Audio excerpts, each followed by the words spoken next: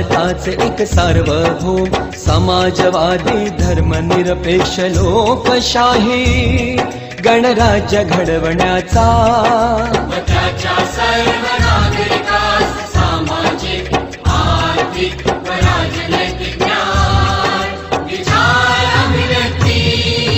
विश्वास श्रद्धा व उपासना यांचे स्वातंत्र्य दर्जाची व संधीची समानता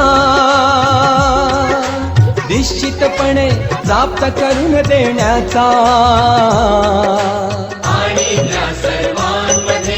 व्यक्तीची प्रतिष्ठा व राष्ट्राची एकता आणि एकात्मता यांचे आश्वासन देणारी बंधुता प्रवर्धित करण्याचा संकल्पपूर्वक निर्धार करून आमच्या संविधान सभेत आज दिनांक 26 नोव्हेंबर